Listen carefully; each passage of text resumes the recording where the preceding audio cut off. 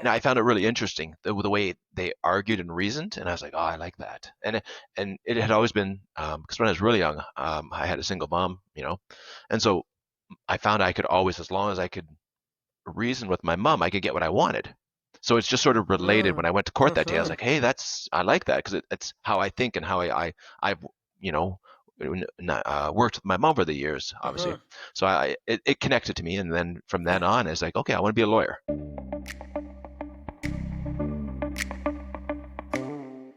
Welcome back to Powered by People. I'm Wendy Pauls, a local realtor helping people make their next right move. This podcast is all about getting to know the people behind the businesses and organizations that serve our community. My goal is to introduce you to some incredible professionals who might just be the perfect connection for your next move, whether in real estate, in business, or in life. Today, we're diving into the world of real estate law with Geoff Rabideau of Rabideau Law. If you've ever bought or sold a home, you know that the legal side of things can feel overwhelming. But Geoff and his team are known for making the process smooth, stress-free, and dare I say, enjoyable. In this conversation, we cover everything from the biggest mistakes home buyers and sellers make to the surprising ways that a great real estate lawyer can actually save you money. We also chat about the unique challenges in today's market, the importance of planning ahead, and some behind the scenes stories that might just change the way you think about real estate transactions. So whether you're a first time buyer, a seasoned investor, or just someone who loves a good behind the scenes chat, this episode is packed with insights that you won't want to miss. Let's jump in. So how have you been, first of all? How's Good, life? good. Life's good. Life's good. Busy. Wife and kids are good. My kids are growing. I got three daughters, so they're all Three girls. yeah, yeah, three girls exactly. Yeah, so they're all growing. And the amazing thing, they're all so different from each other, and it's nice to see. My youngest is, like really growing in herself. She's the goofy little one, so it's cute. Yeah. What are their ages? So I've got Celeste is 11. Sorry, I've got Rio who's 4, and then I got Bella who's 3. My gosh, that's amazing. And also, I don't know, I have a thing for, I love girl dads. There's Uh, just something very sweet about girl dads because I think it brings out having girls, raising girls brings out a softness in you, you know? So I had my dad had two daughters, me and my sister. So perhaps that's why I have a fondness for girl yeah, dads. I So definitely that's really appreciate that cool. because I can see the differences. Like I see. Like I talk to my buddies that have sons, right? And it's like my Huh. kids are just running around everywhere, destroying everything, And my girls do too, but not to that extent. My girls are more like, let's dance and sing, and I that's know. so you get the arrangement. But then my middle daughter Rio, she's the firecracker. She's a redhead. She's like Okay. not dance and sing. Let's jump on daddy and destroy the house. So there's a Yes. range I see every day. So it's interesting. Yes. And it's also great to know you're going to capture their hearts like forever. That's just the special role of a dad with his girls. Yep. So it's great. Yeah. You're going to be somebody's favorite all your life. I love that, and there was always that expression like if you have girls, they're gonna take care of you later in life. So that's a nice Yeah, thing to see. So, exactly. Exactly. Well, I'm great to hear that. And I can't believe, wow, hearing ages already. That's awesome. oh, I know. Um, I'd like to actually, I want to talk about like your journey to where you are now. So I like to find out what you were like when you were young. Like, what did you want to be when you were a kid? Wow. Okay. Do you remember that? Yeah. You know what? I wanted to be an architect. Okay. I wanted to be an architect. I was really into arts. Arts. I used to do a lot of like drafting. I did a lot of like design, and I really like to like. I was always someone who liked to build. I like to build things, right? So Like Lego, things like that too, or as a young kid, yeah. Lego, and then as I got Uh-huh. older, tree forts, and I was constantly like, Mm, hammer and nails, and just trying to constantly build things. okay. And I was drafting up things I wanted to build, and so I continued along that realm. I thought I was going to go become an architect Hmm. until I got into high school, and then Yep. it was I think 10th grade of high school. Computers came out, and now everybody had been switching to computers, and I had never seen a computer before. Now, obviously, I'm giving away my age here. What? There was a time before computers? Yeah, exactly. What was that uh, like? It was right. glorious. But but yeah, and I didn't know what I never seen a computer before, and they're like, well, this is I went to like drafting class in high school, and like so we're on computers, and I'm like, I don't want to do that. I, Yeah. I had the drafting table, and I had always done everything that way, so I felt a little, and I didn't continue on my architect plan or become an architect, the plan in that in high school, and I guess it was about grade 11. I was I took a class on law, and it was interesting, but Hmm. then we went to court one day, and I just saw you know, um, two people, in a good debate, and I Hmm. just saw like the one guy who reasoned by analogy. He says, reason by analogy, where you give an example and you try and relate to your client's situation. And Yeah. I found it really interesting the way they argued and reasoned, and I was like, oh, I like that. And it had always been because when I was really young, I had a single mom, and so I found I could always, as long as I could reason with my mom, I could get what I wanted. So it's just sort of related. When I went to court that day, I was Hmm. like, hey, I like that because it's how I think and how I've, you know, worked with my mom for the years, obviously. Hmm. So it connected to me. And then from Yeah. then on, it's like, okay, I want to be a lawyer. So I left behind becoming an architect, and I took the path of becoming a lawyer, and that just stuck with me. I've been saying since I was like grade 11, I want to be a lawyer, and people laughed, like you're grade 11. How old are you in grade Hmm. 11? Hmm. 15, 16, like what are you talking about? But no, I stuck on that path, and I just kept, I knew I was determined in what I wanted to be. So sort of Hmm. went that route. Wow, that is unusual at that age because a lot of times, especially nowadays, a lot of people kind of change. They think they want to go here, they try that, they go another way. So to find your path that early is unusual. Yeah, it's very unusual, and I definitely Hmm. saw that when I was in like, for instance, when I was in university and then even in law school, a lot of people seem to not know what they want to do. Even when I was in like fourth year of university, I was like, "What are you guys gonna do?" And like when the guys were like, "I don't know, I'll go get a manager job at Staples or something." Like they didn't Hmm. see, they didn't have, I guess, the vision of Hmm. where they were going to be in the future and what they were going to do for their career. Hmm. Hmm. And at what point did you narrow your focus to choose? You do residential real estate, commercial real estate, corporate law, and mortgage enforcement. Is that right? Correct. Yes. Okay. Yeah. So when did you kind of narrow? Because I imagine when you start out, it's more broad and then you kind of narrow your focus as you go. Yeah, exactly. So I had pretty much at the very beginning of law school, I knew I wanted to do real estate law. Even probably even in university, I knew I wanted to do real estate law. Right. So And I what was, was it about it that pulled you in that direction? it was actually, it's interesting in the sense that, so when I grew up, we rented, we didn't own our home. So it was just the fact of constantly moving and going from Mm, place to place to place. I wanted some stability. And to me, like real estate was stability in my life. And so I liked the idea of stability growing up. And it was just a really interesting area of law as I started, I had an idea I want to do it. Um, and I was more or less interested in it because a lot of the, like growing up, you see a lot of people that, um, seem to be doing well were like realtors, mortgage brokers, that industry. So that was the more of the connection I had into real estate itself. So I was like, okay, they seem to be like what they're, they have that, they seem to like their jobs, they seem to like what they're doing. And coming definitely from the Waterloo region, real estate is it's one of the hot commodities in the area. It's not Waterloo region isn't really known for like super um, high, like for instance, super high litigation and super AI and technology law and those kind of things. It was more like the standard laws that the traditional laws that people practice in the area. So it was more or less just growing up that way and just seeing the value in real estate and wanted to wanted stability in my life and wanted to be connected with that stability. mm-hmm, mm-hmm. And so you started to practice when it's been 18 years, or is that accurate date? 2000, so I graduated law school 2007. Okay. And then, you start after law school, you have to go what's called doing articles, which means you have to go work for a law firm. That's like residency. Before becoming a doctor, a doctor has to do a residency, and same thing with lawyers. Before becoming a full-fledged licensed lawyer, you have to do what's a residency called articling. So that was 2007 to 2008, and then yeah, Okay. and then 2008 was when I was called to the bar, which means full-fledged lawyer. So yeah, 2008. Wow. Wow. Now, I know with a lot of things, like even with my real estate courses and training versus real life, there's some big differences.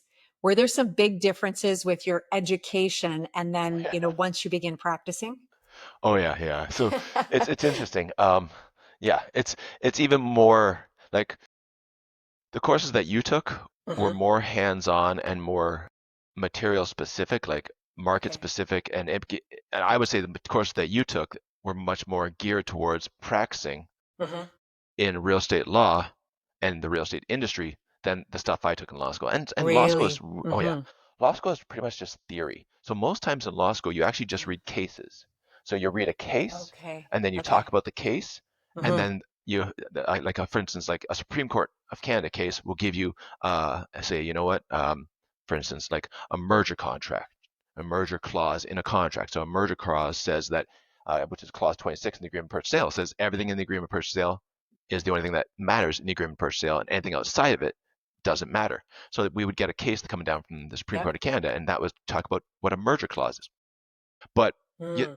how does that relate to everyday real life? It's Right. it's very difficult, Right. right? So it helped me in that case having the theory behind it, but how to Hmm. actually run a practice, how to talk to people, how to meet people, and go through the real estate documents. Yeah. What's a showing? What can all like the just the day-to-day aspect of actually what a real estate transaction is from beginning to end? Yes. Law school provides none of that. None of that. Right. Right. So you still had, I mean, you start practicing, but you have massive learning still to do. Always. And you know what? Even to this day, I'm still learning every day. Like if it's because the thing with the real estate, and you know this, real estate is the hardest area of law. Now, amongst lawyers, and I hate to say this, a lot of lawyers don't think that real estate is very scholarly, or very academic. They think it's real estate. They think it's a service, a lot of them. But that's because maybe they're doing something new like AI law, which is fresh and exciting. But real Sure. estate, Yeah. yeah, but real estate is by far the hardest area of law because it's one of the oldest areas of laws, Hmm. and it's also the most connected area of law. So, like for instance, you need to know taxes. You need to know like income tax. You Mm. know HST especially. You need to know about super priorities. You need to know mortgage law. You need to know family law. You need to know like building and zoning. You need to know merger law. Like there's so many Hmm. different areas of law that touch Hmm. real estate itself. Hmm. Municipal law, like it just can constitutional law, like it all touches real estate. Right. Where like Yes. and so where something and so it's a very wide, a very broad area of law, and that's why Hmm. I say I'm constantly learning because the Hmm. government's constantly changing things, like Sure. tariffs. Now with this tariff, Uh-huh. how is this going to affect real estate? What's it going to do to the interest rates? What are we going to see? How is this going Hmm. to change? Is there's going to be a change to the stress test in the mortgage industry? So these are things that with real estate you have to constantly be learning. So yes, Hmm. uh, and so coming straight out of law school, you definitely have to learn a lot very quick, right? Hmm. Um, Hmm. and that's where as like and admittedly coming out you rely a lot on your real estate clerks to learn from your real estate clerks Hmm. and your mentors, like if you're at a law firm that has some senior real Yep. estate lawyers, you learn from them. Hmm. Learn from the senior real estate clerks. Like I remember when I started, I learned from a real estate clerk. I would talk to her every day and she had 30 years experience. I would just keep asking her questions and asking her questions. She was Hmm. very gracious about it, like Yeah. very gracious answering my questions and helping me understand the process a lot because you just don't know the process when you get out of law Hmm. school. Hmm. Now, I suspect you love the challenge of it. Is Oh, that yeah, true? yeah, I Yeah. do. I do. Yeah. I'm a competitive guy, Uh-huh. and real estate can be competitive in the sense that if there's an issue on let's say a closing of a real estate property, first off you got to go to the contract. What did the contract state? But Hmm. then in that contract there's clauses. For instance, like I say, Hmm. clause Hmm. 26, which is a merger clause. So I'll give an example. Someone will say, well, hey, so they're buying a property, let's say, and they'll say, oh, well, hey, the seller represented to me this and that about the property, like, but then we'll look at the contract and that representation is not in there. They didn't write it in writing or something like that. Okay. Oh, well, it's in the MLS listing agreement. Well, but the MLS listing does not form part of the agreement of purchase sale unless it's a schedule to the agreement of purchase and sale because that's what clause 26 says. So there's arguments like that. So you have to you have to know your contract. Number one, you have Hmm. to know this contract inside and out. You got to know every single clause in the agreement of purchase and sale. And then that's the contract law argument. Then there's the equitable argument. An equitable argument is, well, hey, is it unfair for someone to say something and not have it be included in the agreement of purchase sale, even though it's not written in the agreement of purchase sale. So you really have to know in this area your contract and the arguments of equity, and then you have to be somewhat competitive in the sense that you're talking to the other lawyer on the other side, and you're arguing back and forth. But the whole point as a real estate lawyer is you're not trying to defeat the deal. You're just trying to get Hmm. the best deal for your clients, and you want to protect your client's interests as best as possible. So in that case, you're going back and forth with the other lawyer, but you're still trying to get the deal closed. You're just trying to make sure that the deal closes somewhat in your client's favor versus in the other side's favor. Mm-hmm. And I Hmm. think that's where the competitive nature comes in for me. Is I want to make sure that I get the best deal for my client and use the law of contract, the law of equity to show that my client should be put in a better position than the other side. Yeah, yeah, I've never thought about it, but that's a little bit different from some other fields of law where you're not just trying to like win and crush the other side. Exactly. You are trying to work towards kind of a common goal, but in protecting and getting what's best for your client. So that's a little bit unique. Yeah, and that's a good point. It is definitely unique because Yeah. in most litigation, you want to win. You want to win outright. You want to Right. get costs, and like I say, you want to crush the other side. Where in real estate, you don't want to crush the other side. You don't want the other side to feel like they've lost. It's more like a synergy, but at the same Yeah. time, you're trying to obviously get the synergy and the benefit for your client, Hmm. right? Because you don't want the other side coming back after closing and want to sue your client. Like, oh, well, I'm Hmm. fine. I'm going to Hmm. close. I'm going to close because I have to, but I'm going to sue your client. No, you don't want that. Right. That's the thing with real estate. You want everybody to Hmm. walk away being happy with the transaction and know Yes. that everybody's happy. That doesn't always Yeah. happen, but you got to work together with the other lawyer. Yeah. It's a small industry. Hmm. There's not that many real estate lawyers in terms of Hmm. like, senior real estate lawyers like myself who've been practicing long. So we all know each other. Hmm. I can pick up my cell phone. I can text them, the other one on the other Mm. side say, hey, what are you working on? Like, let's talk. And we'll call each other and say, us going back and forth via email and us fighting this out, this isn't going to work. Hmm. Hmm. What can we do to make this close? And like, let's make sure it makes sense for both sides. But obviously, I'm all a competitive nature. I want to Yeah. make sense more for my side than the other Of side. course. Of Yeah, yeah. course. And that's why someone would want to work with you. They want you Yeah, representing their best interests for sure. exactly. I appreciate it. Thank you. The other random thing that came to mind while you were talking, I love listening to like neuroscientists and learning about the brain and all that kind of thing. And I'm thinking right early on, the way that you're trained to listen and see things, I would suspect that we see I don't know, certain brain activity in, lawyers' brains if we had you like hooked up to something because of the way that you need to think about something, what you're watching for, listening for, how you can reframe something, how it could be interpreted differently. That would be something that you're exercising all the time. All the time. All the time. Does Yeah. that show up in other areas of your life, that way of thinking? Like do you think like that? My wife watches this. You're gonna get me killed. Yeah, oh. Okay, don't watch. Yeah, yeah, no, Yeah. yeah. I hate to say it, but yeah, definitely in my marriage, Yeah. right? Like, yeah, Yeah. yeah, it's active listening, and you know what? I would Mhm. say in all areas of my life, it's active listening. Like you're constantly listening, and I think that's one of the hardest things that people learn over time, and like it's hard to actually stop thinking and just listen, right? Mhm. Active listening. Mhm. It's so hard because I know in as a I hate to say it, as a guy and as a husband, I jump stick straight into fixer mode. Oh, I can fix it for you. I can fix it. I heard you say this. I can fix it. And it's just trying not to jump straight into fix it mode all the time and just Mhm. listen. Just and Mhm. sometimes, and I'll admit for my wife, sometimes she doesn't want me to give her an answer or solution. She Right. just wants me to listen. All right, Yes. and that's Yeah. that's the hard part as a husband, but it's also Yes. something that I've done in my practice, and I find admittedly I do a better job in my practice than I do with listening to my wife. Yeah. But that's when she just says, Jeff, and you're a lawyer, just listen to me. So I'm like, okay, I'm just listening, my love. I'm just listening.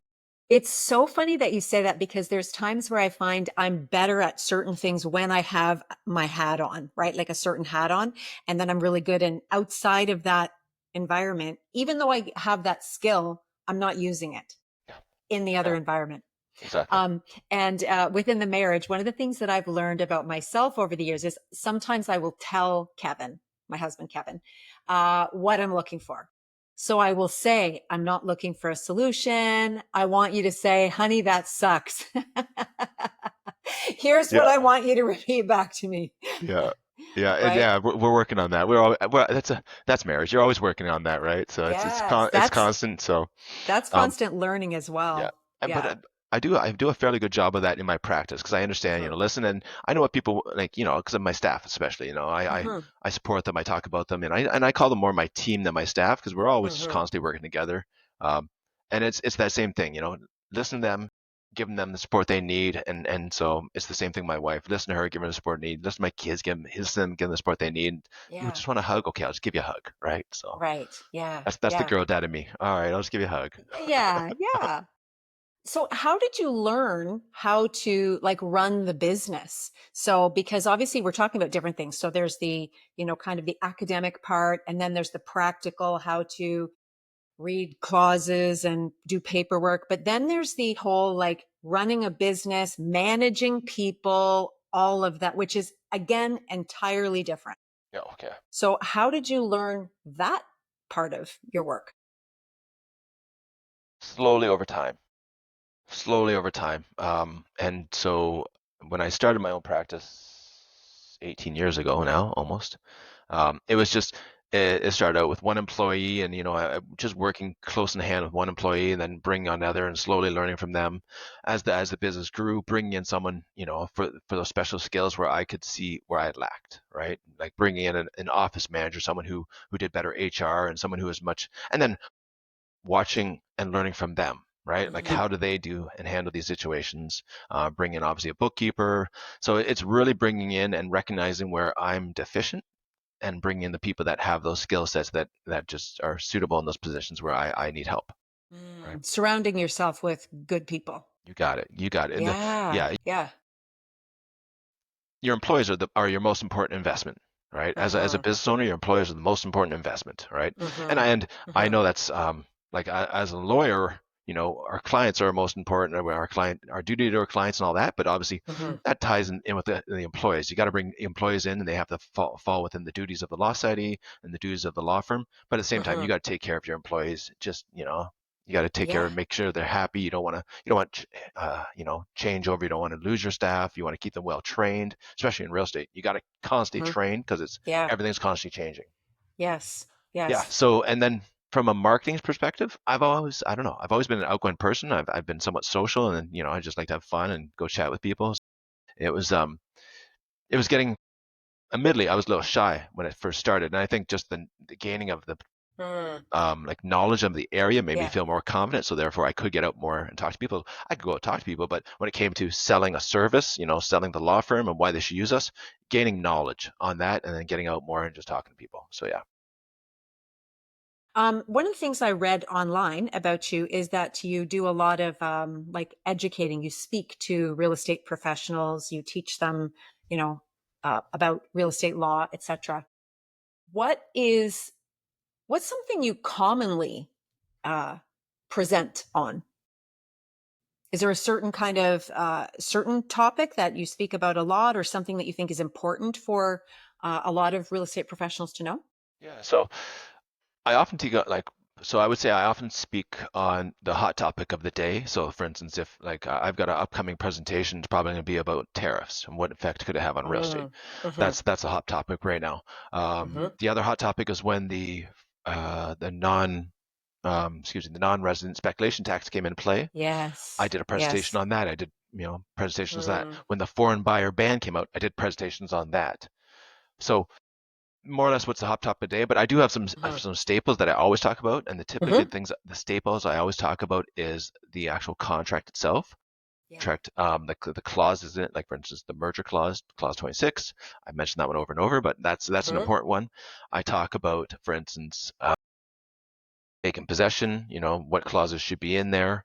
I Hmm. talk about taxes, HST. I talk a lot about HST, I have to admit, because HST is so Mm. important when it comes Hmm. to real estate, how it ties Yes. into vacant land, how it ties into new builds, right? So I Hmm. talk a lot about that.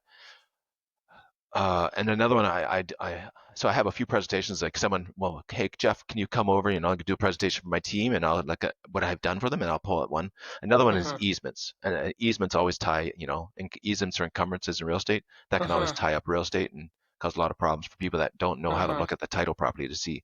the proper description on the geo warehouse, what they're looking at, and that could, if they didn't point that out to the purchaser, that there's an easement or encumbrance on title, that can definitely cause a problem for them. So yeah, Mm-hmm. so I do have, a bunch of topics I talk about constantly, but then there's, what's the new juicy one that people want to hear about today?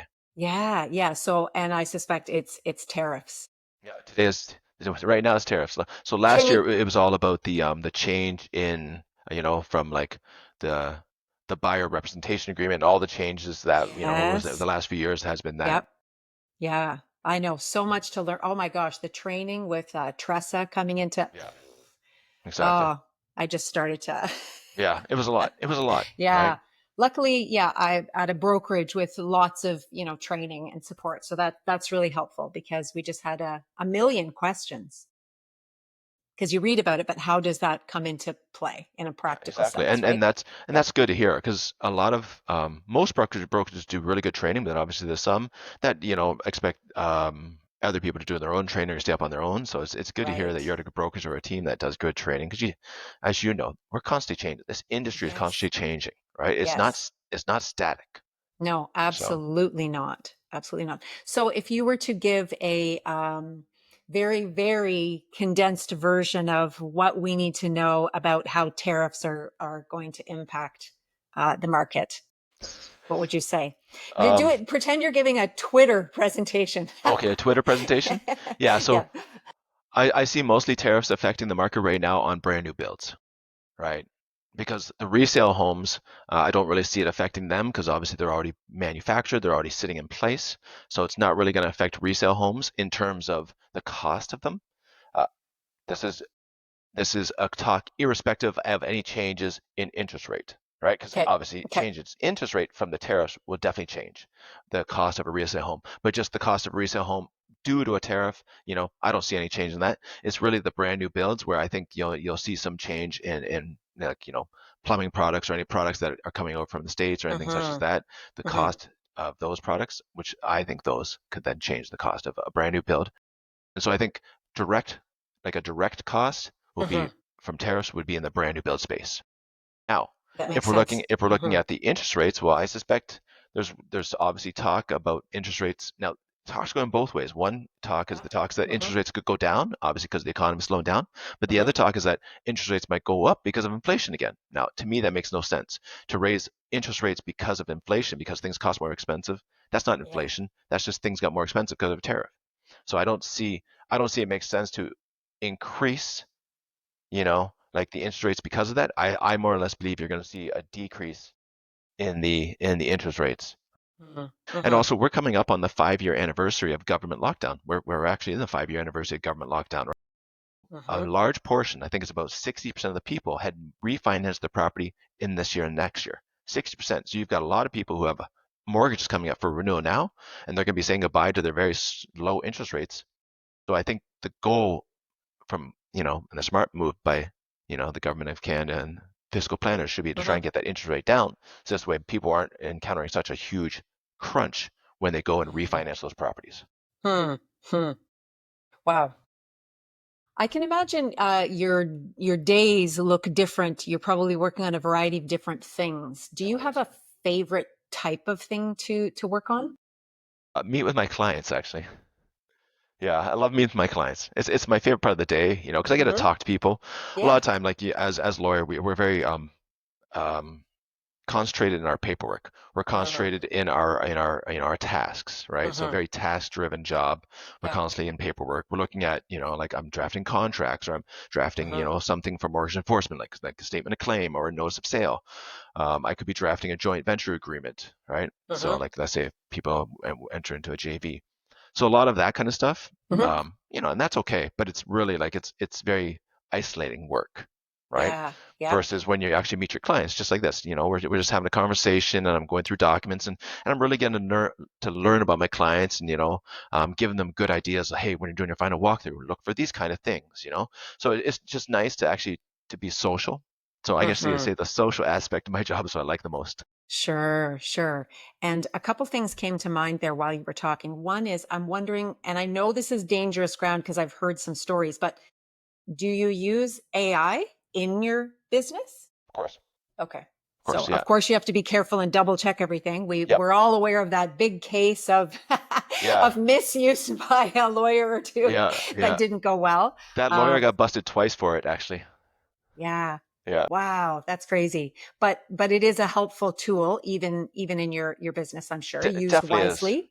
Definitely Hmm. is. Like sometimes I'll just use AI just to get the question started. So, but back in the day, if I had a research question, I would go type it into Google and just try and hit a keyword and see what it came up with. Now I could just Hmm. go to AI and say, I have a question about this and see what Yes. it comes up with. And it's a lot quicker for me to find the starting point where I want to go Yes. next, I find. Yes, yes.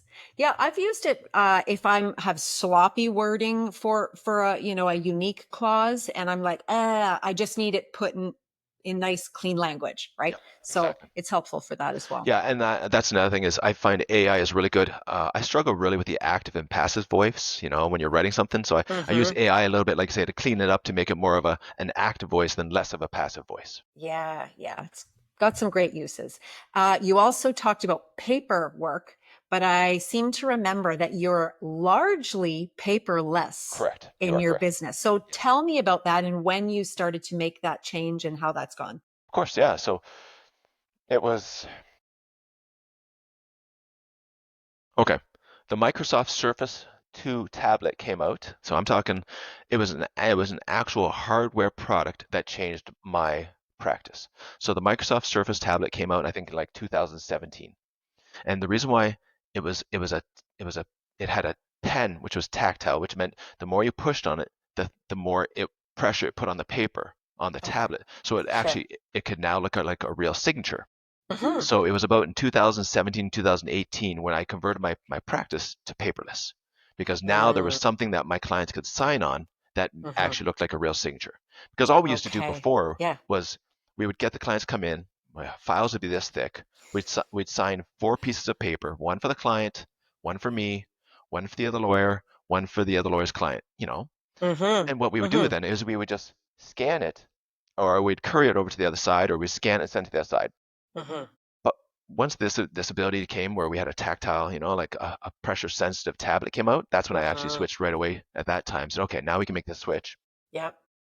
Made the switch.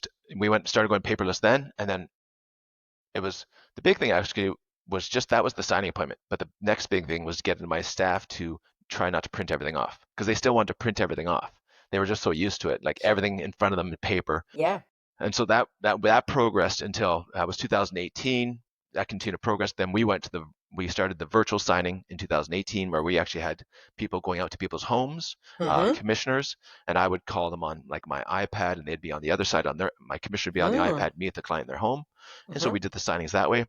And then obviously government lockdown came in about 2020, 5 years ago, and that's when the whole real estate industry at that point converted to Yes. online virtual signings. Yes, Yeah, yes. I mean, oh my goodness, I'm so thankful for that. yeah, me too. Saves me, yeah, a ton of driving back and forth for signatures and initials and all that. It's hard to even imagine. I mean, Yeah, I sometimes when there's like a document that I missed, oops, the office sends it back and they're like, you missed an initial here. And I can just, reload the document, send it over, fix it. And I'm thinking, what if I had to drive to like Woodstock for an exactly. initial? Oh, Yeah, that would, yeah, yeah. And just wild. I like to. So for instance, lawyers, we're not allowed to use DocuSign for our signing appointments with clients. So I have a signing software that's similar to this, but I can Hmm. share the documents in the meeting, and I Yeah. can actually and you would actually sign on your cell phone or your tablet. So you Hmm. sign directly, and then the signature appears on the screen. Yes. The great thing I love about that is I can control the meeting in the sense that let's say a client is talking about something like, oh, I want to, there's a piece of property and I want to sever it off. Well, I can, sitting at my computer, I can go, okay, Committee of Adjustments, City of Cambridge, I can pull it up and I can send them the link in the meeting. Like, oh, here's the Committee of Adjustments for the City Hmm. of Cambridge, and I can send the link right in the meeting. So then this way they Hmm. can open up and they have the details now on how to sever that piece of land that they're looking at buying. Versus before, if we were in a meeting in person, I didn't have that adaptability to make all those changes and or provide the client that service that I could where I can online, right? Plus Yeah. the Yeah. clients love the virtual signing because they don't actually have to, like they don't have to drive to my office, they don't have to park. If they have kids, they don't have to bring their kids along. Hmm. Well, not that they wouldn't bring their kids along, they're not going to leave Yeah. their Yeah. kids at home, you know what I mean? Just leave them. Just Just leave leave them them. at home. They're fine. Here's a microwave me on some TV, right? Exactly. But Yeah. no, like, but it's just easier now because Hmm. they can sit at home, they can do the meeting virtually. I can hear you always hear the kids in the background playing or whatever, but a lot of Sure. times actually, like it's just adaptable and flexible, and it just saves people a lot Hmm. of time, Hmm. and like it frees people's lives open, not to have to run around and park and pay for parking, or well, you don't pay for parking in my office, but Yeah. that idea, that Hmm. idea. Yeah. Has it been mostly easily accepted by clients, or do you have some still? I do know there still is kind of a, maybe not just age, but older people that still struggle with technology. There's still an option for in person Correct, yeah. for, So about yeah. about 99% of my clients we meet online, Okay. right? Hmm. But it's a very high number, very high Yeah. number. Most Yeah. people still meet online, and Hmm. and I may get one signing in the office um, a week, right? Hmm. And you're like, where's a pen? Does anybody Yeah, have a pen? Remember exactly. these? Yeah. Well, and even in the office, we still sign on tablets. So it's not like we even sign Mm. paper. It's all Oh, okay. it's Yeah. Yeah. so they're coming in to sit down, and we'll sign on a tablet still. Yeah. But Oh. yeah, it's Hmm. exactly. We still have Hmm. pens in there, but we don't use them. Hmm. Funniest thing is when you see the people take a pen and try and write on the tablet with a pen. Yes. Yes. But Yes. um, but no, we still have that option. People still, and we still also do the option where I can send a commissioner out to someone's house. So this way, if they can't make it into the office, or if they don't have the technology available at home to connect with me virtually, I still will Mm. send a commissioner out because I still have my commissioner network, and I can still say, hey, can you go out and meet this person, and then we'll just do the same thing. They'll take an iPad of my iPad, and we'll just FaceTime each other, Mm. and then they'll sign directly on the iPad while I walk them Yeah. through it. Yeah, yeah. So that's obviously like a just a massive change. The technology Oh yeah, just made a big change in the process. correct. If Yeah. you had to try to project or forecast or see into the future, what would you guess is another big shift that's coming down the road? In terms of my career, like in terms Yeah. of real estate lawyers, Hmm. Hmm. so there's obviously so in the States they have this big push for title closing companies. And so what Mm. happened is title closing companies are where you actually don't need a lawyer involved to close a real Mm. estate deal. And Okay. so certain states in the government will have title closing, and certain states will be called attorney states, where you have to have a real estate lawyer. Now, the title closing companies, which are the title insurance companies, have tried to push this into Canada, Hmm. and the bar associations across Canada have said, no way, we're not allowed to do this. But what they were able to do it with was refinances. So with a refinance, you actually you can go to the bank, and the bank will use a title closing company to close your refinance. So you don't have to go to a real estate lawyer. The Mm. concern with that is you're at the Hmm. title closing companies aren't fast. Title closing companies don't look at if there's problems on the title. Title closing companies can't remove from someone from title. So let's say someone's being add title for that mortgage or removed from title. If someone's deceased on title, or if there's any complications, they can't Hmm. help. As long as it's a Hmm. cookie cutter refinance where you're just Okay. changing Hmm. lenders or renewing your mortgage, that's it. Bang, bang, bang. They can do that. So there's been a big push by those title insurance companies trying to get into the industry in Canada for the purchases and sales. Now, the big thing that has stopped that is the concern for fraud, right? Because Hmm. as lawyers, our job is really to protect against fraud. And a title closing company can't really do that because it's an insurance. It's insuring over it, saying, well, if there's a fraud, we'll just insure over it. But that's been the big push, and that Hmm. push has been coming since the 80s. Like they've been trying to get into that industry. They've taken over refis, and they're trying to still get purchases and sales. So that one's always a concern. That one's Hmm. always a concern, especially with the Hmm. advent of AI, because the concern would be, can a title closing company now use AI to meet with the clients, right? Because it's the meeting with the clients, verifying fraud, verifying identity, going through the Hmm. whole process. So can they now take that, adapt it with AI, and then have AI meet with the client in an event to cut out to Mm. change the Hmm. industry from a real estate lawyer to Hmm. a title Hmm. closing company's Right. province. Yeah. Yeah. So currently you still have a big advantage. I mean, not just with um, the limitations placed on them, but you still have an advantage over the service you provide and the protection that you provide that they don't Correct. provide. Yeah. Correct. Yeah, Okay. exactly. Yeah, Yeah. exactly. What do you, if somebody is not familiar with Rabideau law, what do you want them to know about you and your firm? Okay, that's a great question. Thank you. Well, right from the start, I'm competitive and I want to win, so I want to put my clients in the best position possible. Um, we're a very strong team. I've got some amazing clerks. I'm super responsive. That's one thing that people have come over that have used other lawyers that come to us just are Mm-hmm. amazed at how responsive we are. We are, like my staff, we are always on our emails. We're constantly responding back. We're constantly communicating. We're very high tech in the sense that we are on our emails. We text. We do virtual signings, so clients don't have to come into our office. We use technology a lot for that. We have a fixed fee in the sense that, and this has always been the hardest part for me, and Mm. it's the it's a it has a pro and a con. So I'm a fixed fee in the sense that I charge a certain amount. Currently, it's $17.99 for a purchase. So Mm-hmm. $1,799 for a purchase. Now, some Mm-hmm. people love it. Some people hate it. And here's the reason why. Some people love it because it's a fixed fee that they know they're not going to have to pay more, right? Like, oh, Yes. great, 17.99 for a purchase. I love that. Well, there's plus HST, plus land trans tax, but just the fee. So this is the fee and disbursements. They love Uh-huh. that. But then to sell that to people, I would go out to talk to people and they're like, oh, well, that guy's doing it for 8.99. You're like $900 more. How Mm. can you justify that? Well, the reason why is because there's a thing called a legal fee, and then there's a thing called disbursements. So the 17.99 includes the legal fee and disbursements, where 8.99 is Right. just the legal fee, is not the $1,000 of Yes. disbursements. So at the end of the Yes. day, the other guy is actually 18.99 and I'm 17.99, but the way he sells it is 8.99. And so this all became because I worked at a law firm prior to start my own, and they did that. They did legal fee plus disbursements, and people would come in, and the worst part of my job meeting with my clients was trying to explain to them why our fee at the end of the day was $2,000, not 8.99. And when I said I'm going to start my own firm, I'm not doing that. I'm just going to do a fixed fee. This way, I want to enjoy the signing appointments. I don't want every single signing appointment the people being upset about their bill, right? Right. And Right. and Yes.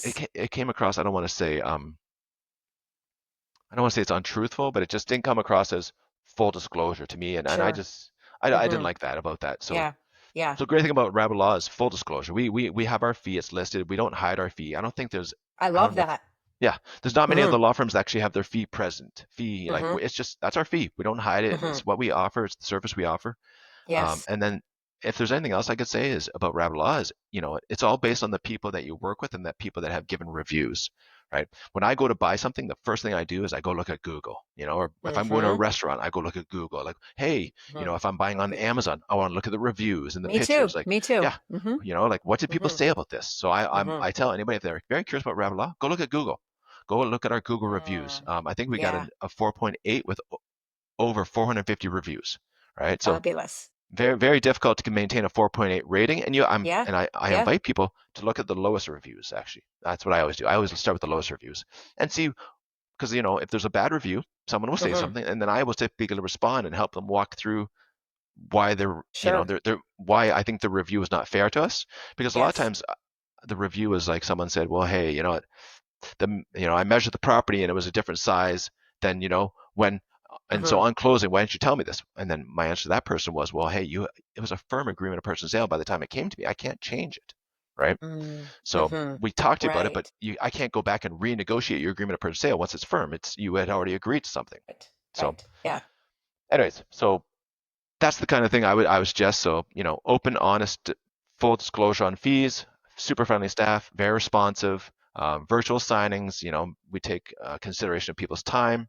Mm-hmm. Also, all payments are online. People don't have to come and bring a check to us. They just make a Mm. payment to us via online bill payment on their banking platform. So it's just efficient, super efficient. Yeah. Yeah. Just keeping everything simple. Just keep it Yeah. simple. Exactly. Love it. Love it. Just before we go into, I do have some fun, new rapid fire questions. I've been using Perfect. them for previous guests, but I have brand new ones today that I like Okay. better. Before we go there, is there any interesting, like case or client story, something that you encountered that was particularly interesting? Maybe the kind of story, leaving out names, of course, that you might, share when you're telling some stories. Anything Can I come to come? mind? Can I come back to you on that one? Sure. I will Yeah. let that percolate in my Let that mind. percolate. Okay. Yeah, while we go through your rapid fire questions, because I Okay. have some I can think of. Yes. Yes. No, I'm thinking, I'm sure you have like lots, but I know if you're like me, sometimes if you ask me something on the spot, I have zero Yeah. recall. And then later I have like Oh tons, yeah, yeah. tons to I say. exactly. Oh, That's sort of yeah. what's that right now. Because I'm trying to think of. Yes. Okay, Yeah. there's a few I can think about, but I'll come back to you on that one. Yeah. Yeah. Maybe one that, we could make a show or a movie. There's so many like legal Yeah, shows, right? So we need some good stories. certainly. Okay. If you weren't in your current career, what's a different path you'd love to try?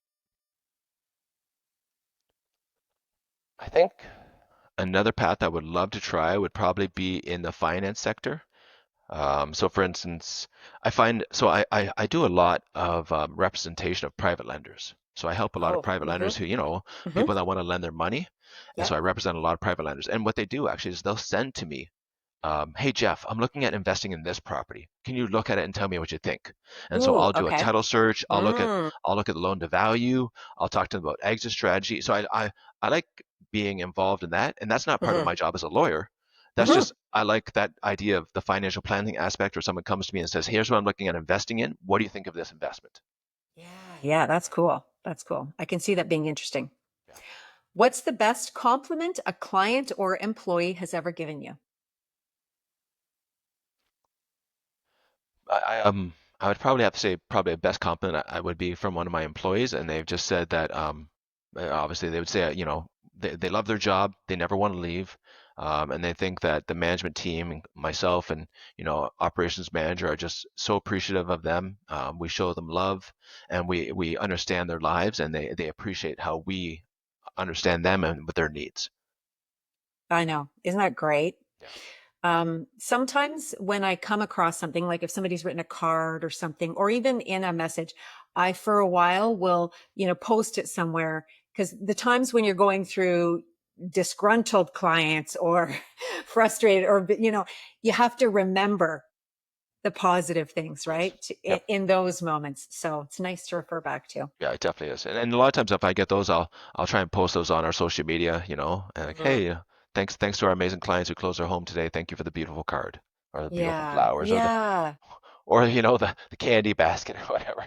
Sure. No, Yeah. it means so much. It Oh, it just does. It really does. does. It's Just it's a that's beautiful thing. yeah, that small card or that small email, you just Yeah. appreciate it so much. You just appreciate it so much, Absolutely. especially in a service-based industry. Just Mhm. the love that you get back just means so much because then I will turn around and share that with my team. Like right away, say, hey guys, this Mhm. is you. You guys all deserve Yeah. this. Look how much love and support you guys got, and I appreciate everybody for this. Yeah, So, I love it. What's your guilty pleasure when you need a break from work?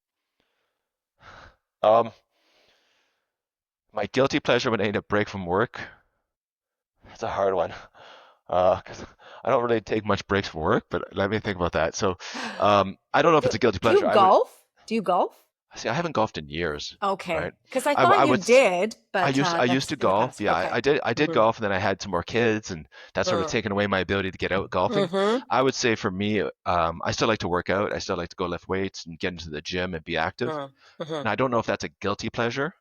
No, that's So true. that's Yeah. not really Yeah. guilty. I Yeah. guess you know what? It's just like everybody else. I just scrolling, watching mind-numbing videos. Okay. Like what's this mind-numbing video? So Yeah. No, for yeah, sure. Even if they're in brief, yeah, little yeah. bits, Just a it's little nice brief to, video if I need a I break. know, I Yeah, know. When I want to turn my brain off, in a busy season, or if I get into that problem solving mode, and especially if it's close to bedtime, yep, I like stupid comedies, like the yep. short sitcoms, Oh right? yeah, yeah, exactly. Yeah, Sitcoms can turn my brain off and, yep. yeah, and I take agree. me out of kind of that. Yeah, I agree. Exactly. Yeah, if that's yeah, I would agree. Sitcoms, I love humor. I love yeah, Hmm. and even just like little short videos on my phone right before bed, just some humorous ones that just like Yeah. get me to stop thinking about work. Right? Yes, Just yes, get you to stop yes. thinking about work. Have a good laugh for bed, and just yeah, it Yeah. A definitely helps. redirection tool for sure. Thank you. Yes, exactly. Okay, two more. If you know TED Talks, right? Yep.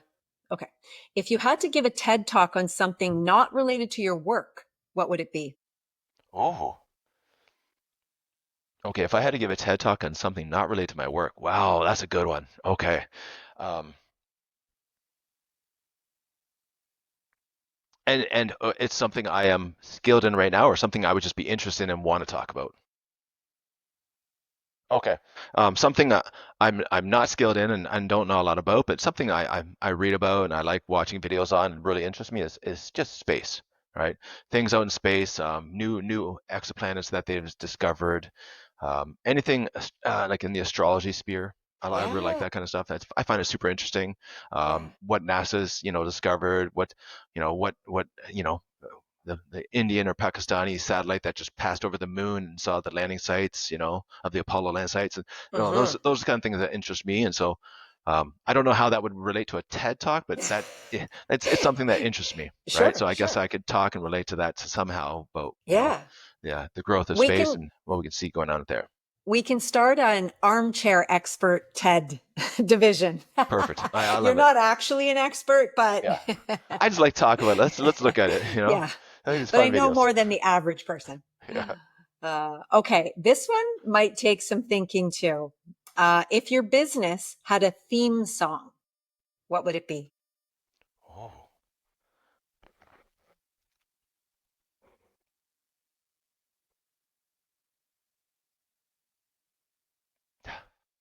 Um, happy. You know that song? I I'm love it. happy. Yes. Yeah, Yeah. exactly. Because Yeah. that's how I run my business. I run, Hmm. I run my staff and I like we're a team. We work well together. We're pretty happy with our jobs. We try and bring people in that are happy. We want good corporate fit. Yeah. We work with our clients, and that's a great thing about clients in real estate. Like you close a deal, they're super happy, they're super thankful. So yeah, I guess Hmm. happy with the song. I love it. I love I it. So appreciate I it. picture you all going into the office, like when they use it in basketball or whatever, where the players come out and Yeah, they have their songs, right? So when you guys come into the office, you got happy playing, and you all come in. That'd with be a big hat, great. of course. We all with a big hat. Oh, of course, of course. Um, Okay. Did you think of a story? If you didn't, that's okay. Yes, We'll just yes, I did. okay, great. I Do thought of a tell. story. Okay, so Perfect. something else I also do is years ago I used to practice. So back in 2008 when the economy dropped out, real estate industry was ransacked by like debt problems, right? Yeah. And it was around that time I started learning about debt, RITs, and how debts affect real estate. Since then, I did bankruptcy law. I learned about bankruptcy, how it affects real estate. So I really delved in that realm. I did consumer debt. I did personal debt. So really moving from that, last year actually, I was called in to help on a CCAA. And it was all throughout the news. I don't know if anybody had heard about it. It was the Balboa CCAA, and what it was about. Mm-hmm. It was people that had got hundreds of investors to invest money in them, and then they turned around and bought rental properties up in like Sudbury, Sault Ste. Marie, Timmins, and that whole area. Yeah. And so what then happened is the people that got the investors in, so we're going to call them the applicants. The Mm-hmm. applicants were unable to keep paying those interest payments. So then they went into CCAA, which is like creditors arrangement for bankruptcy. So what they did is say, hey, we need help. Well, at that point, you had hundreds of people, hundreds of mom and pop investors not getting paid. So at that point, that's when they called me, and so I Mm-hmm. stepped in and helped manage, like helped the investors take control of the portfolio. Mm-hmm. We came through the other side, and they took back out of 406 properties. I represented over 250 of those properties, and the investors that took back their properties. Some of them banded together Mm-hmm. into a new company. This way, they all managed all their real estate portfolio in a new company aspect. Yeah. So the important lesson I learned from that is when it really on the private side, because Mm-hmm. what happened is these private investors, the lenders, were giving just money out based on a promissory note, right? And the promissory note is just like Mm-hmm. a piece Mm-hmm. of paper, and I owe you Yeah. money. But they didn't Yep. really know how much security they had and where they were in the security. So I really took that to heart because I represent a lot of private lenders, and that's how I got involved in this because I represent a lot of them and how do we can fix this. But I didn't Yep. represent anybody on the promissory side. So some people had lent mortgages, and some Mm-hmm. people had just lent money unsecured based on a promissory note. So Mm-hmm. I guess the big thing is the lesson from that one is if anybody's looking at investing or wants to invest in the private mortgage industry, talk to a professional. Don't just because Mm-hmm. what happened was there was a mortgage broker, and a mortgage brokerage team that sold people on this idea, and people just invested in the idea. And so, be Right. critical of what you're putting your money into, Mm-hmm. and just Mm-hmm. really talk to a professional that knows what they're talking about in the private mortgage industry. Don't just Yeah. jump straight in because someone gave you this great sales speech or Right. sales pitch. Right. Wow. That must have been super interesting for you to work on. Oh yeah, definitely, Yeah. definitely interesting. Yeah. It was, it's definitely an interesting because we went all through the process of doing like a, like there's you imagine there was, let's say, 1,000 people, all who had thought they lost their life savings, right? So Oh, so these people were not getting wow. paid their mortgages. They lost their life Hmm. savings, going to the point where we were able to get them out of the process, going to the point where they're actually now they have a nice portfolio, they're building and growing again. Just Hmm. the emotional roller coaster these people went through. So Yeah. and Yeah. and I worked on it pretty much every day, every day. So it Hmm. was an emotional roller coaster, but I was obviously, the lawyer they brought in and just, hey Geoff, Hmm. help us get through this, right? So it was nice to see that J curve, getting people back up Sure. here to where Sure. Yes. they were excited. They back to where they were excited Hmm. that they had a portfolio to build and grow again. So that was the Amazing. exciting part for me, and Hmm. a lot of appreciation there. And I'm an appreciation guy. I turn around and give that appreciation right to my team and my staff. Just appreciate them for everything they did to get these people to here. Yeah. Yeah. Oh, that's great. That's a great story. Thank you. That's a great spot to wrap up on a happy note. Um, where can people find you? Where's the best place for people to find you? Perfect. That's a great question. Thank you. So the best place is obviously our phone number and our website. Okay. That's the best way to get a hold of us. And Okay. so I'll put that in the show notes yeah, so exactly. people can just find it there. Yeah, and Are I you work. on social media? Like is your law firm on social media? Yeah, our law firm's on social media, correct? So Okay. Rabideau Law's on social media. We're on social Mm-hmm. media. And the best way is I do everything based on block time. So I'll sometimes Mm-hmm. people will call and say, hey, Geoff, I saw a podcast or I saw this blog you wrote. Can I talk to you? Mm-hmm. The best way, and I block time. So which means that you have to go through my front desk. My front desk will Mm-hmm. then block a time for us to communicate. It's not like you just call in and get straight to me right away because I'm busy doing podcasts with you. Of course. So And you're organized. No, it's very good. You should exactly. block your time. Yeah. Yeah. You've got lots of important things like the case you just talked about. Well, this has been great. I really appreciate your time. I always learn things and I love learning about not just the law side of things, but learning a little bit more about you. So Appreciate thanks for carving time. Thanks for blocking time. Or I should thank your staff for blocking this it. time for us to have this conversation. So please pass along my thanks to them. I definitely will. Thanks, Wendy, and I All wish all the right. best and say hi to Kevin for me. Will do.